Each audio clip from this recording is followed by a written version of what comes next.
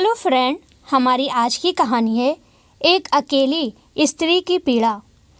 कमरे के बीचों बीच जलता दिया और उसके आगे एक तस्वीर, सोच के अंधियारे में डूबी एक आकृति जिसकी आंख में आंसू के कतरे लहराते तो हैं मगर बाहर नहीं ढलकते।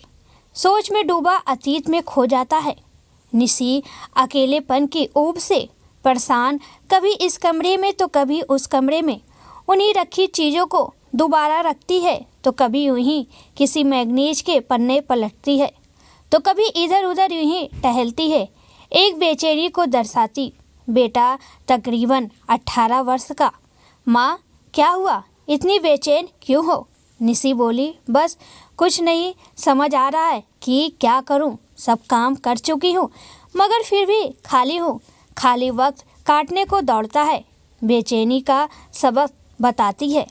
बेटा बोला, तो मैं आपको एक काम बताता हूँ जिसमें आपका मन भी लगा रहेगा और आपका वक्त भी आसानी से गुजर जाएगा। निशी बोली, हाँ बताओ। बेटा बोला, माँ लीजिए, मैंने ये आपके लिए एक अकाउंट बना दिया है। यहाँ आप अपने दोस्त बनाइए, उनमें बातें कीजिए। कहते हुए बात करते करते बेटे ने एक अकाउंट कंप्यूटर पर बना निशी के आगे रख दिया। निशी आश्चर्यचकित सी बोली, अरे मुझे कहाँ आता है चलाना, और क्या बात करूँ किसी से, मैं तो किसी को जानती भी नहीं। बेटा बोला, मैं आपको सब सिखा देता हूँ। कुछ दोस्त बनाए जाए और बात की जाए और सब पल भर में सिखा देता है। उनसे चाहे लिखकर चाहे वीडियो द्वारा चैट कर सकती हैं। दूसरे दिन जल्दी जल्दी घर के काम करती है और कंप्यूटर पर बैठ जाती है और उसी तरह बातचीत शुरू करती है जैसे बेटे ने बताया था। पहले तो डरते डरते बात शुरू करती है, हेलो कैसे हैं आप, क्या करते हैं, मगर धीरे धीरे अभ्यस्त हो जाती है। अगले कुछ दिनों में ही एक दिन वीडियो चैट पर मनोज बोला, हेलो निशी जी। निशी बोली, हाय। मनोज बोला, कैसी हैं, क्या करती हैं आप? निशी बोली, बढ़िया हूँ, हाउसवाइफ हूँ। मनोज बोला, घर में कौन कौन है? निशी बोली, 2 बच्चे और मेरे पति। मनोज बोला, क्या करते हैं वो और बच्चे? निशी बोली, वो मिलिट्री में मेजर हैं और बच्चे कॉलेज जाते हैं। मनोज बोला, इसका मतलब घर की जिम्मेदारियों से काफ़ी हद तक मुक्त हो गई हैं आप? निशी बोली, जी बस ऐसा ही समझ लीजिए।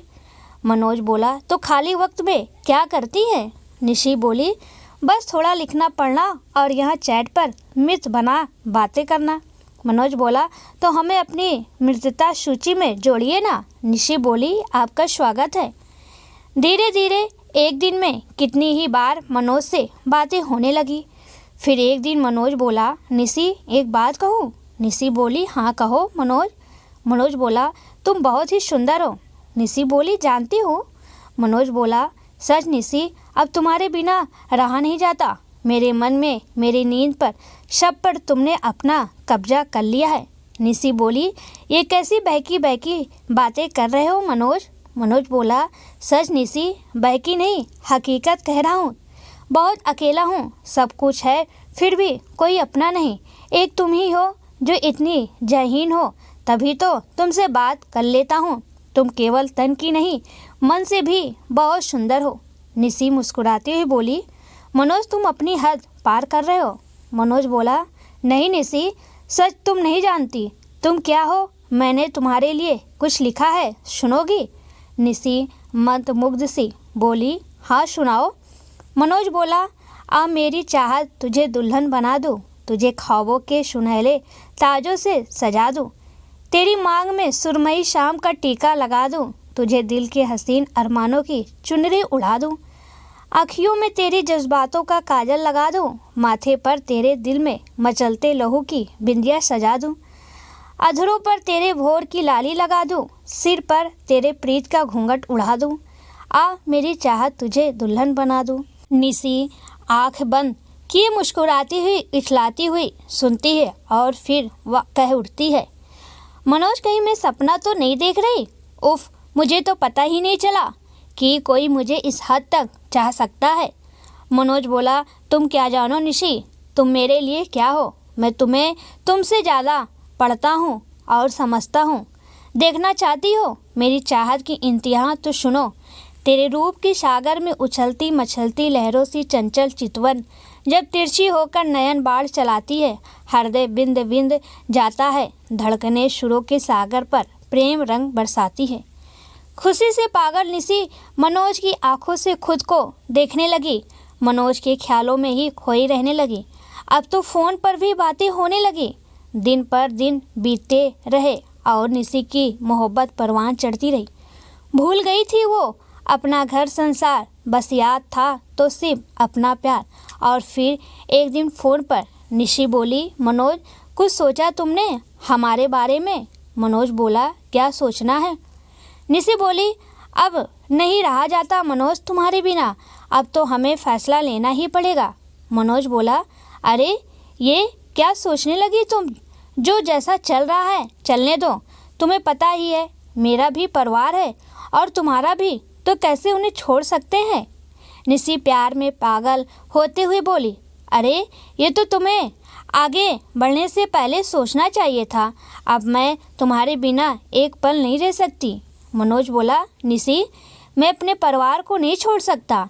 ऐसे ही रिश्ता चलाना चाहो तो चला सकती हो, एक कटुलता सी जुबान में भरती हुए बोला। निशी बोली, इसका मतलब तुम्हारी वो सब बातें तुम्हारे लिए महज खेल भर थी? क्या तुम्हारा प्यार सच्चा नहीं? इसका मतलब तुम अब तक मेरी भावनाओं से खेल रहे थे?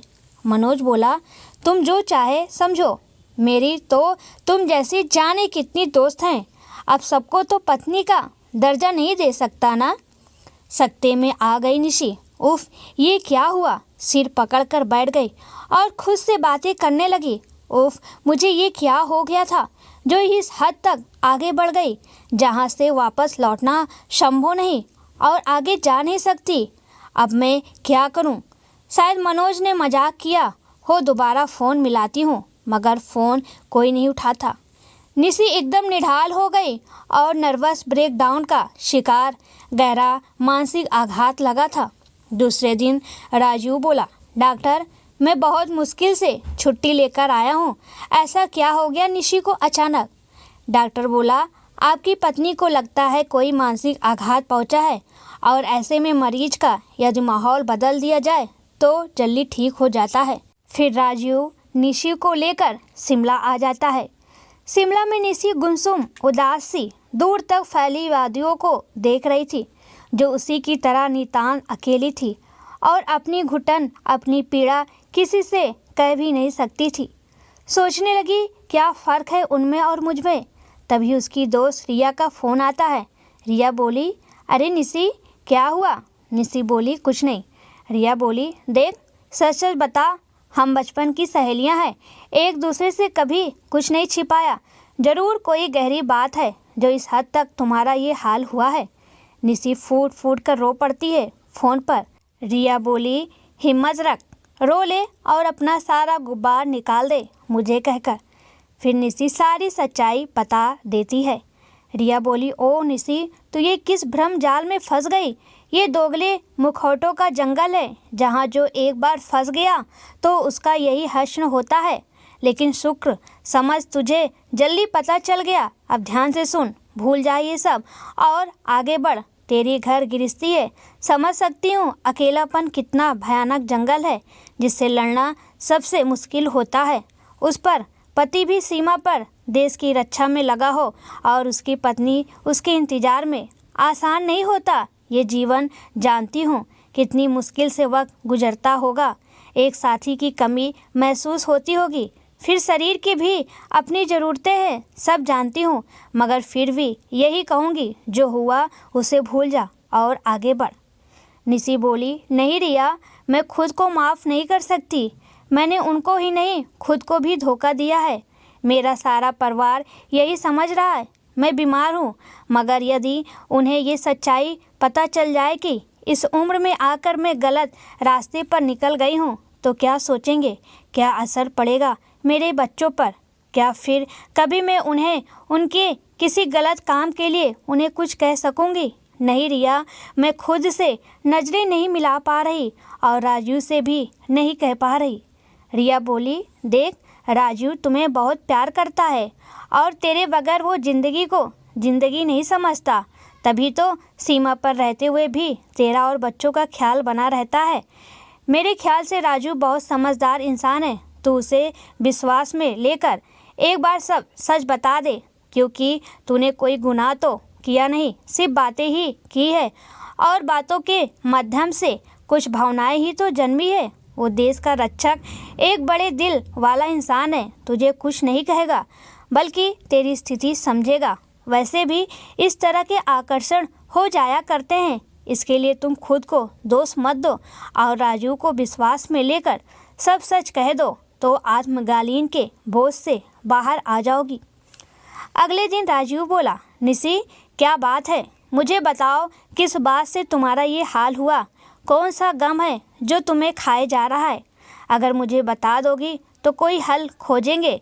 तुम जानती ही हो मुझे सीमा पर जाना होगा, चाहकर भी ज़्यादा रुक नहीं सकता और चाहता हूँ जाने से पहले तुम ठीक हो जाओ। निशी की हिम्मत जवाब देने लगी थी, दिमाग की नसें खींचने लगी थी, इसलिए हिम्मत करके आज सोचती है आज मुझे कहना ही होगा सब सच राजू से, शायद तभी मुक्त हो पाऊंगी इस आत्मगालीन से, सोचते हुए बोली।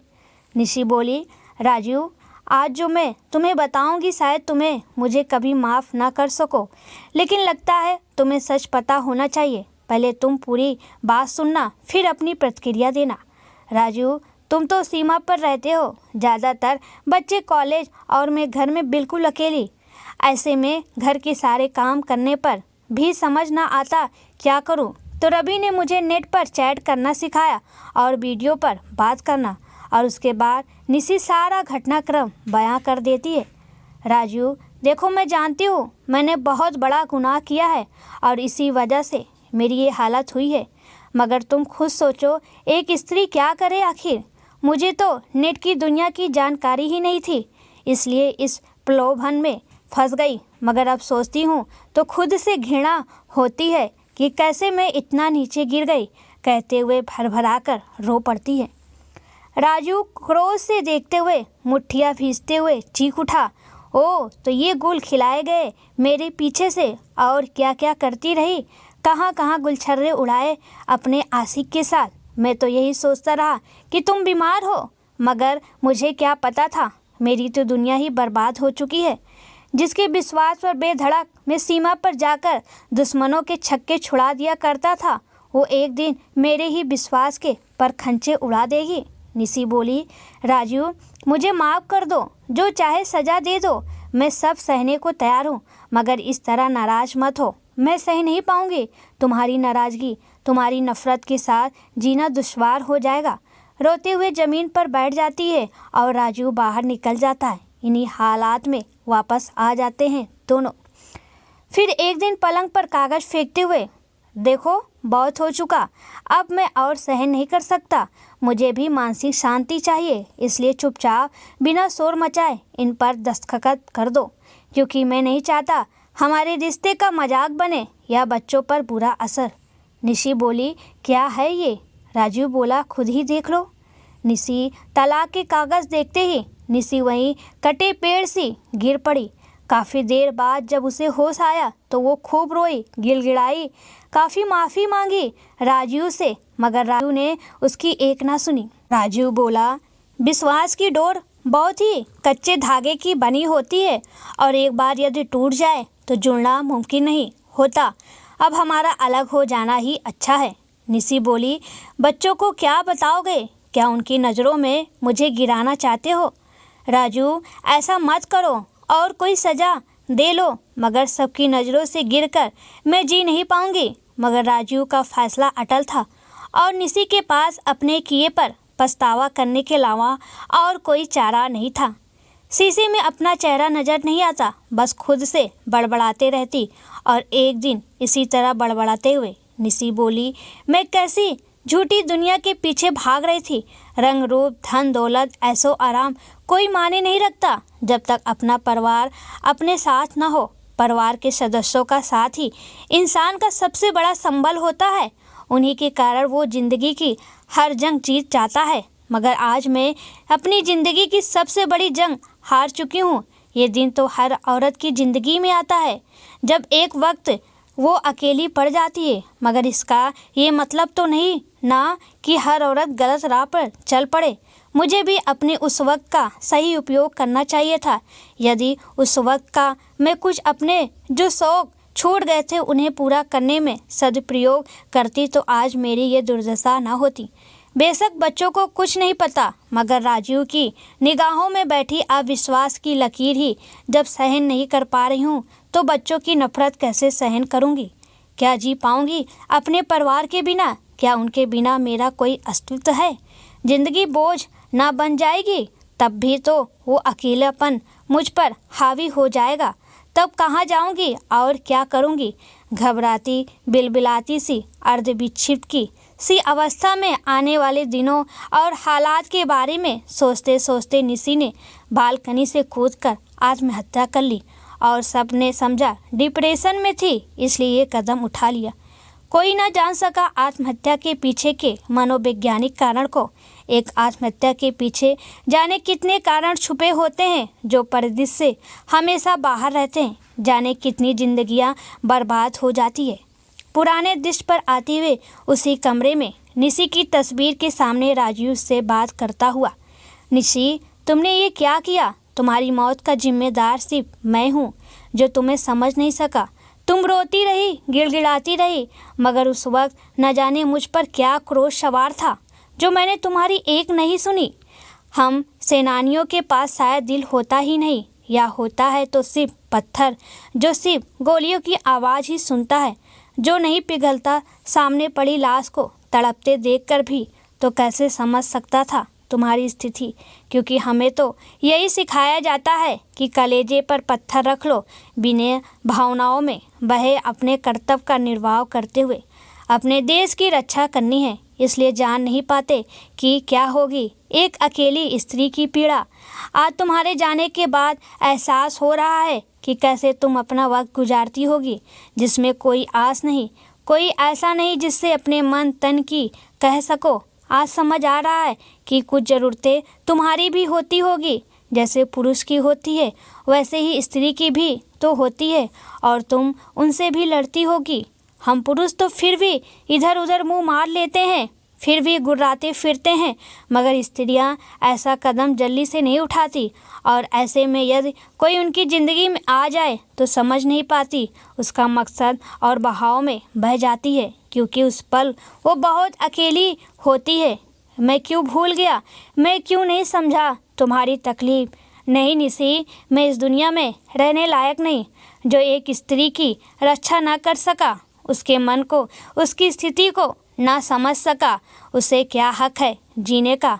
जाने किस दम में जी रहा था कि मैं वो सिपाही हूँ जो अपनी भारत माता की रक्षा में सदैव तत्पर हूँ, मगर मैं ज़िंदगी की सबसे बड़ी जंग हार गया तो कैसे जाकर मुंह दिखाऊं अपनी भारत माता को? तुम्हारा दोष इतना बड़ा भी नहीं था जिसे माफ़ ना किया जा सके, मगर जाने मेरी सोचने समझने की शक्ति को क्या हुआ था जो आज अपने जीवन के अनमोल रतन को खो बैठा। मुझे माफ़ कर दो निशी, अगर हो सके तो अब नहीं रह सकता तुम्हारे बिना, क्योंकि ये एक ऐसा गुनाह है जिसका कोई प्रायश्चित नहीं। तुम्हें आत्महत्या के लिए मैंने ही तो मजबूर किया। तुम्हारे आगे कोई भी रास्ता ना छोड़कर तो कैसे खुद से आँख मिलाऊं? माफ़ कर दो निशी, माफ़ कर दो निशी। कहते कहते चीज़ें उलटता पलटता है, कमरे की ओर अपनी बंदूक निकालकर कनपट्टी पर लगा ट्रिगर दबा देता है और फिर अपने निशी के पास पहुंच जाता है। दोस्तों, कहानी सुनकर आपको क्या लगता है, किसकी गलती है? एक स्त्री जो अकेली थी, मजबूर में होकर ऐसा गलत कदम उठाया, निशी की, या फिर राजीव की जो उसको समझ नहीं पाया और उसे आत्महत्या करने पर मजबूर कर दिया?